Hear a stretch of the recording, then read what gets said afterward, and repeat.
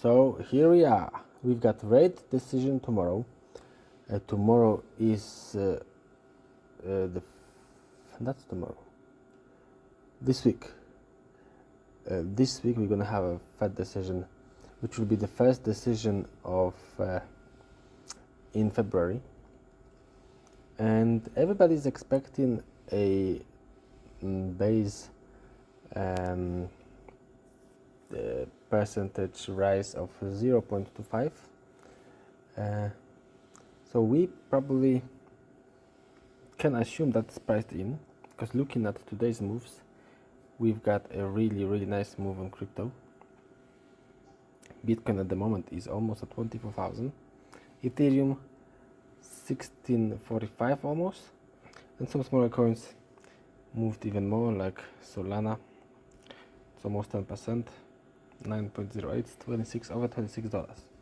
So nice movement, but that could be expected because we had nice move in equities, as you can see on Friday. The crypto did not follow that move, and we finally moved on Sunday. So interest rate decision, the first one in February, it will be calculated differently. So it will probably inflation will be calculated differently, so it will probably be lower. They've changed the calculations for that inflation to look like it's going down. So the question now is that priced in the market or not, that different calculation? And what will investors do? Will they deploy capital at the beginning of the year as they did in January? Will they continue, or will that cash deployment stop? So as we talk with the different people in economics, macro, all of them are very skeptic about the future. So they do predict that we're going to go into recession, everything's going to be very bad, but most of them, if not all of them, are actually buying risk assets. So they buy equities, they buy crypto, and so on.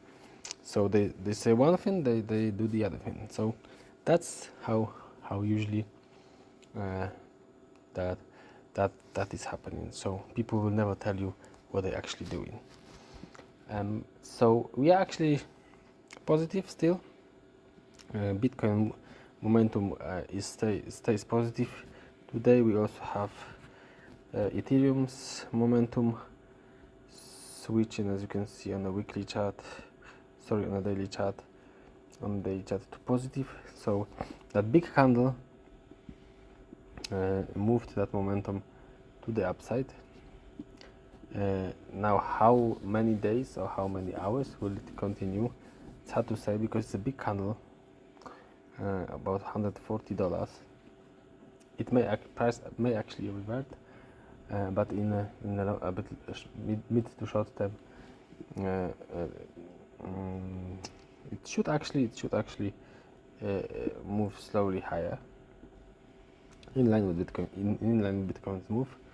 But we'll see. It really depends if we will get any shocker from the Fed. If not, we should smoothly move at least up until May. We should have nice upward markets in the most risk assets. Some people predict that this year will be positive, and the end of this year will start showing weakness. Bitcoin cycles are showing us that from now on we should have a positive price movement until 2025, end of 25, and the beginning of 26 we will have a correction. Some other people are giving us different dates. So the only consensus from that is that they all agree that 23 until at least third quarter will be positive. So we can learn from that. It's a lot of months to get to, let's say, August. Probably in August will be a nice pump, and September will be a down month. So large profits taken in August is probably recommended. We're gonna come back for a moment to that development report from Electric Capital. We mentioned about that early on. So basically, Electric Capital did a lot of statistical work on where developers are working, and they did that in a very detailed way. So they're showing us which protocols has the largest number of devs, which are the most active chains, and so on and so on. So I'm gonna send you a link to the full report.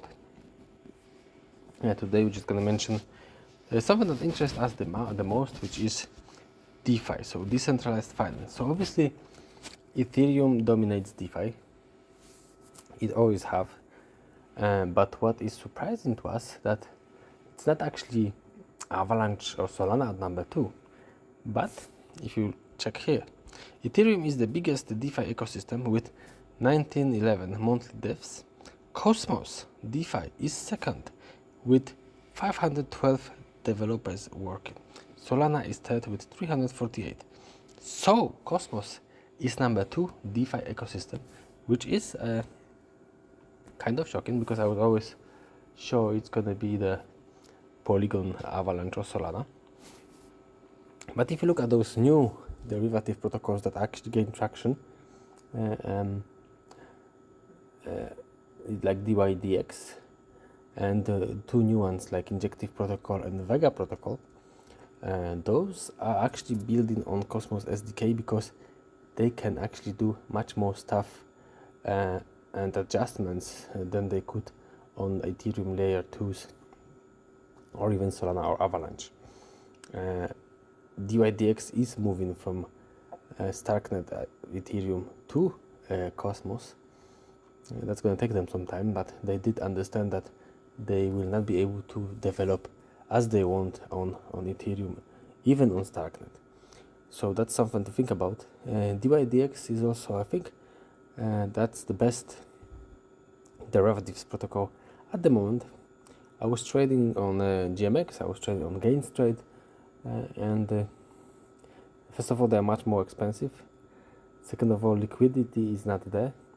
Price that you get, prices sometimes are really, really bad, especially in the smaller coins on GainStrade, and GMX doesn't really have anything besides Ethereum and Bitcoin. So they're well behind DYDX. So, but that's because DYDX has a centralized trade book, so order book. So that is a part that is not that we don't like, but in terms of user experience, they are the best.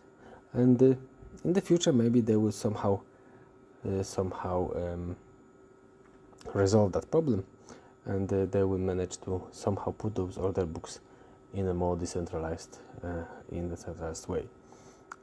They do a lot of competitions, trading leagues. You can, if you trade well, you can win stuff, and they return your fees in DYDX token, so you don't actually pay fees. All your fees are given back to you in DYDX token, which, by the way, is one of the best, most profitable tokens in crypto at the moment. So it's a gain-gain, win-win situation for you.